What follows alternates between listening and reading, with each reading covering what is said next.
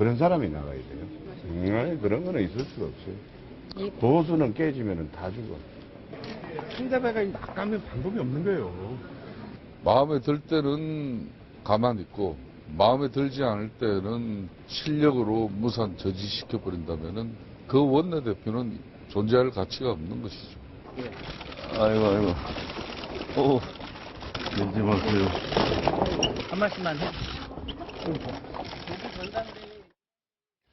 자, 국내 정치 상황 보겠습니다. 합종 연행 있을 수 있고요.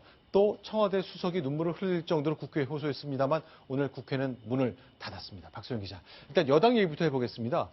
내일 중진들 다 모인다죠. 해법이 나오겠습니까? 네, 그렇습니다. 아까 이렇게 의원들이 말하는 것을 많이 들으셨는데요. 일단 굉장히 친박 간 비박 간의 갈등이 극에 달한 상황입니다. 이러다 보면 양극단으로 갈 수밖에 없기 때문에 결국 중진들이 나서서 중재를 하자라고 해서 4선 이상의 의원들이 내일 회동을 갖고요. 이거를 해결을 해보자라고 중지를 모으기로 했습니다. 아무래도 지금 이 상황이 워낙 친박 쪽에 좀 이렇게 계속 가면 책임을 물을 수밖에 없는 상황이 좀 가기 때문에 아무래도 친박계에서 중재안을 내놓으면 아마 정진석 원내대표도 이 중재안을 같이 좀 수긍하고 받아들이는 식으로 결론이 나지 않을까 이런 예상이 가능해지고 있는데요. 아마 이 친박계에서 문제를 제기하고 있는 비대위원들 일부나 혁신위원들 일부를 교체하거나 아니면 친박계에서 요구하는 사람들을 좀 비대위원이나 혁신위원에 추가하는 정도 선에서 아마 타협이 이루어지지 않을까 하는 그런 희망이 나오고 있습니다. 박수원 부국장께 좀 질문 드릴게요. 이제 친박 진영이 비박에서 주도하는 혁신위와 비대위 동의 못하겠다면서 특정 인물들의 이름을 거론하고 있거든요. 네. 김영우, 네. 이해훈, 네. 김용태 이 세 사람 실명 거론하면서 이 사람 빼라고 요구하는데 네. 어떤 생각 갖고 계세요?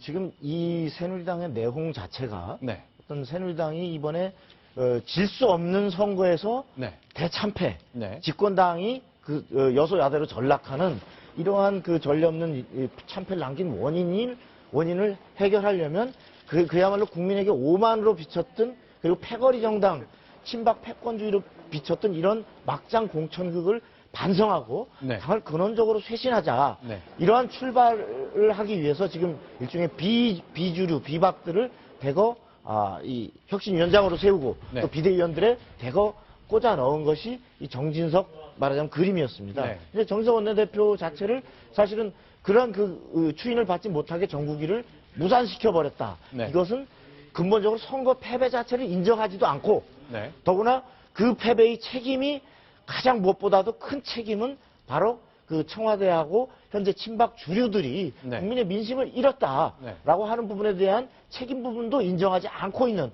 이런 데서 결국은 이러한 쇄신과 혁신을 가로막고 있다. 이런 것이 도하 모든 신문에 네. 저희 동아일보뿐만이 아니라 네. 오늘 성향과 이런 모든 걸 망라해서 모든 조간신문들의 네. 아주 한결같은 비판이었습니다. 네. 그런데 이것을 외면한 채 계속적으로 아까 저렇게 정진석 의원이 정진석 원내대표가 세운 어떤 비주류 비박들을 이 사람들은 절대 우리가 눈뜨고 못 보겠다. 네. 이러한 아집을 부린다면 아마도 새누리당이 쇄신할 길은 영영 없어지고 여기서 또 정진석 원내대표에게 굴종을 요구한다면 정진석 개인뿐만 아니라 당은 영영 죽거나 완전히 분당되거나 이 길로 갈 가능성이 높아 보입니다. 자, 그러면요. 정진석 원내대표를 친박 진영에서 압박하는 것 중에 하나가 이런 게 있습니다. 아니, 당신은 우리가 밀어줘서 원내대표가 됐는데 왜 우리 말을 안 듣습니까? 과연 정진석 원내대표는 어떤 생각을 갖고 여기에 답을 할까요? 기자들이 같은 질문을 던져봤습니다. 듣겠습니다. 친박 의원이라는 분들이 많이 계시니까 표를 많이 받는 건 당연했지만 또 그분들 표만 갖고 된 건 아니거든요. 생각이 좀 다르신 분들, 의원님들도 저를 지지해 주셨고 너를 세운 거는 어떤 중도적인 중립적인 입장에서 좀 해라. 대통령님께서도 전 다르신 생각이 아니라고 저는 생각합니다. 이거 좀 읽으면서 가보려고. 이따가 서울에서 만나요 이제. 정진석 원내대표 얘기를 들어보니까 내가 지금 갖고 있는 구상 관련해서 대통령도 크게 다르지 않을 것 같다고 얘기하는데요. 또 질문 드릴게요. 그러면 그동안 쭉 나온 그 보도를 좀 종합해보면 선거에서 졌는데 친박이 주도해서 졌는데 친박 의원들의 발언을 보면 선거에 진 게 아니라 이긴 것 같다 그러거든요. 그래서 묻습니다. 박근혜 대통령은 지금 정치 전면에 개입하지 않은 것으로 돼 있습니다만 다 지켜보고 있을 텐데 박 대통령은 지금 이 상황을 어떻게 보고 있을까요? 정진석 원내대표는 박 대통령도 나와 생각이 다르지 않을 것이다라고 했지만 네. 그것은 이 사태를 수습하고 싶은 원내대표의 희망사항인 것 같고요. 네. 박근혜 대통령의 뜻은 바로 친박을 자초하면서 지금 강경 발언을 쏟아내는 의원들에게 그 의원들이 무엇을 믿고 그렇게 강경 발언을 할 수 있는가. 이것은 네. 결국 청와대의 생각과 일맥상통한다. 다시 말해서 네. 어떤 이 선거는 이 정권의 어떤 실정에 대한 패배라든지 이것이 아니라 그 양당제 국회에 대한 말하자면 국회에 대한 심판이었지 네. 현 정권과 현 정권 실세 주류 세력에 대한 심판이 아니었다라는 생각에서 네. 지금 우리가 뭘 잘못했느냐라는 생각을 갖고 있는 것이고 네. 그러다 보니까 니들이 싫으면 자꾸 딴소리 하지 말고 나가라. 네. 비박들이 나가라. 나가도 뭐 할 수 없다. 네. 분당돼도 할 수 없다. 이런 얘기를 쏟아내는 것 자체가 네. 박 대통령의 생각과 막 강도는 다를지 모르지만 네. 큰 맥락에선 크게 어긋나지 않기 때문에 네. 우리끼리라도 70석 똘똘 뭉쳐서 친박 옹호당, 친박 부사대당을 만들고 네. 나가는 것이 임기 말에 어떤 박 대통령을 보호하고 네. 그리고 그것이 우리들이 사는 길이다라고 현재 친박 의원들은 생각하고 있는 것이 아닌가 이런 네. 생각을 갖게 합니다. 박수영 기자, 이제 청와대와 친박 의원들의 생각은 잠시 후에 보여드릴 영상하고 딱 맞아 떨어질 것 같은데 오늘 청와대 수석이 기자들한테 브리핑을 했잖아요. 근데 눈물을 흘렸다는 게 무슨 얘기입니까? 네, 그렇습니다. 지금 김현수 청와대 고용복지수석이 아무래도 오늘 19대 국회 마지막 본회의가 열리지 않았습니까? 그래서 지금 이에 관해서 브리핑을 하면서 자, 네. 노동개혁 그 법안 4개가 결국 처리가 되기 힘들어졌다. 제발 좀 처리를 해달라. 정말 답답하다. 일자리를 위해서 정말 하고 싶은데 진정성 갖고 하고 싶은데 안 됐다라는 그런 답답함을 토로했습니다. 직접 얘기를 한번 들어보시죠. 노동개혁 입법 논의는 여야의 이분법적 진영 논리에 갇혀 19대 국회에서 폐기될 운명에 놓여 있습니다. 참담한 신정입니다. 국민의 마음을 진실로 헤아리고 이들의 눈물을 닦아주기 원한다면 새로운 20대 국회에서는 반드시 노동개혁 법안을 통과시켜 주시기 바랍니다. 이상입니다. 감정을 잘 추스르지 못하고 너무너무 억울하다. 우린 이렇게 뜨거운 마음을 갖고 하고 싶은데 그런 느낌이 나네요. 네. 지금 노동개혁법은 사실은 지금 엄청난 구조조정과 또 실업자가 쏟아지고 있는 상황에서 정말 절실한 우리 현안입니다. 네. 그럼에도 불구하고 저 고용복지수석의 개인의 눈물에 그칠 수밖에 없는 이 한계는 결국 저 법안을 통과시키려면 협치, 말 그대로 이제 국회를 존중하고 민의를 존중해서 어떤 이 법안을 국민의 바라는 이 법안을 국회를 설득시켜야 될 거 아닙니까? 네. 그러자면 협치를 하려면 야당도 물론이지만 네. 우선 당내 협치부터 해야 될 거 아닙니까? 네. 그런데 지금 당내에서 이 선거 결과에 대한 인정 자체와 원인 진단 자체를 청와대하고 친박 주류들이 제대로 하고 있지 못하기 때문에 당 자체가 지금 여당 자체가 이 법안 처리 하나도 하는데 당내 원내대표가 의총을 주도하지 못하는 네. 이런 상황에 이르렀다는 것을 지금 이야말로 바로 저런 눈물을 보면서 친박 주류들이 정말 대우각성을 해서 어떻게 해야 될 것인가, 이 당내를 어떻게 쇄신하고 협치를 이끌어야 될 것인가를 아주 정말 고민해야 될 시점인 것 같습니다. 자, 그러나 청와대 고용복지수석의 울먹임, 그 답답함, 그 표정과는 달리 오늘 어쨌건 국회는 문을 닫았죠. 네, 그렇습니다. 오늘 마지막 본회의를 끝으로 문을 닫았습니다. 130여 개의 법안을 빨리 처리하고 문을 닫았는데요. 오늘 그런데 이 국회 본회의장 내에서는요, 아주 재미있는 풍경이 벌어졌습니다. 지금 새누리당의 계파 갈등이 심하잖아요. 그 심한 계파 갈등이 그대로 보인 그런 모습인데요.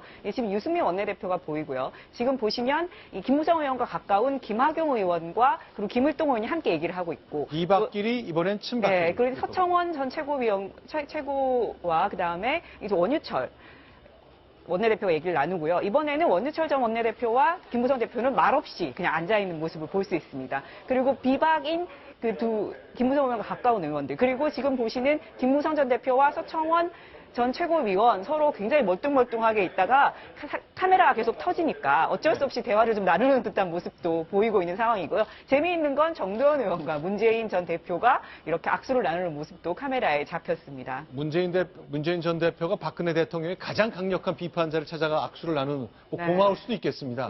어쨌건 그런 자신의 친소가 정말 이렇게 적나라하게 드러날까 싶을 정도로 오늘 본회의장 모습이었습니다. 일단 19대 국회의 마지막 날이지만 아무런 성과가 있었는지 모르겠습니다. 법안은 처리했습니다만 네. 의미 있는 법안에 대해서는 소식이 들려오지 않고 있습니다. 네, 신해철법 같은 경우에 네. 그 신해철 씨가 사망하면서 문제가 됐던 그 법 같은 경우는 이번에 처리가 돼서 네. 네, 그런 성과도 있긴 했습니다. 네. 자, 그러면요. 여권 상황 좀 보겠습니다. 분홍색 컴퓨터 그래픽을 저희가 준비했습니다만 비박과 친박 사이의 정계 개편 시나리오가 굉장히 많은데요. 하나씩 좀 정리를 해봤으면 좋겠습니다. 일단 반기문 유엔 사무총장과 TK가 손잡는다? 춘천과 TK 연합이다? 이거는 어떻게 설명할 수 있습니까? 네, 지금 보시면 정계 개편 시나리오가 이 새누리당 발로 나오고 있습니다. 친박과 비박이 더 이상 같이 하기가 쉽지 않지 않겠느냐라고 하면서 그럼 친박은 구심점이 누가 될까라고 했을 때 바로 반기문 사무총장 얘기가 나오는 겁니다. 그러면 당연히 충청권이 함께 가고요. 또 친박의 핵심은 대구 경북이다 보니까 이 대구 경북이 합쳐져서 새로운 정권을 또 창출할 수 있지 않을까라는 얘기가 나옵니다. 그것이 시나리오 넘버 1이고 두 번째는 이런 건 좀 복잡해 보이네요.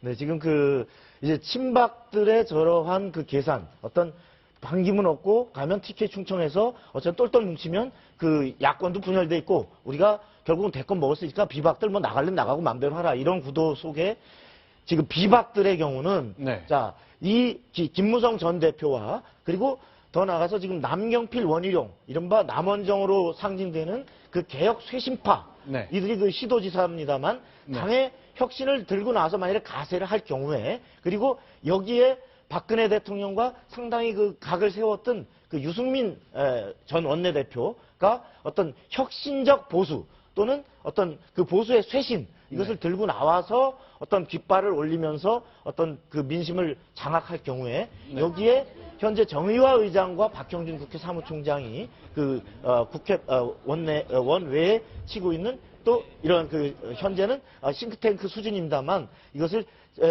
비박들이 만일에 탈당을 할 경우에 네. 이것을 주워 담을 하나의 그런 역할을 해서 정당으로까지 발전시켜 나갈 수가 있다. 이렇게 된 네.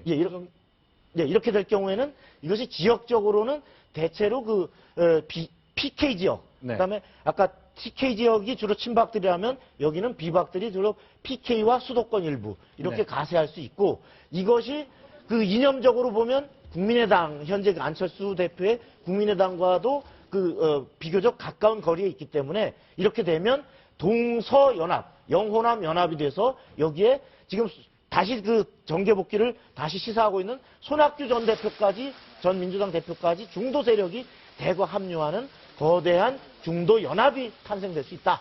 이런 시나리오가 지금 흘러나오고 있습니다. 자, 비박의 구상은 그러니까 동서연대, PK 중심 수도권의 소장파 그리고 호남 지역까지 연결하는 구상을 꿈꾸는데 과연 실제로 그렇게 공개적으로 말하고 있지는 않습니다만 그런 시나리오가 계속 흘러나오고 있습니다. 그러면 축의 하나가 반기문 유엔 사무총장인데요.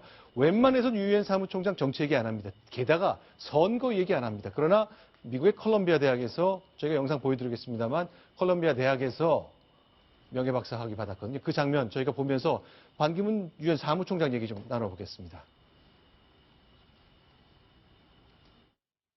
We are outraged by racism and hatred, especially when voiced by politicians and would-be leaders. We have the historic Paris Agreement on climate change. You can help it bring to light. Don't vote for politicians who deny the problem.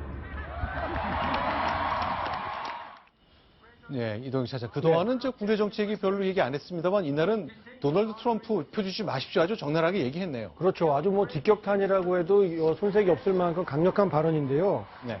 인종차별 이런 문제뿐만이 아니라 지구 온난화에 대해서도 별 문제 아니라고 얘기했던 트럼프를 향해서 네. 저렇게 기후협정 부인하는 정치인에게는 표를 주면 안 된다라고 도널드 트럼프 후보를 아주 맹공격을 했습니다.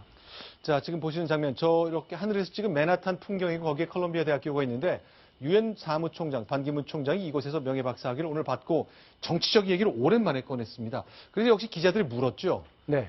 한국 정치와 관련된 얘기를 했네요. 예, 기자들이 현지 시간으로는 18일 코리아 소사이어티 만찬에서 기자들이 질문을 했는데요. 내년 한국 정치에 기여할 것인가? 이건 내년 대선에 나오실 거예요? 라고 물어봤는데 뭐라고 답변을 했냐면 나 7개월 남았는데 좀 도와주세요.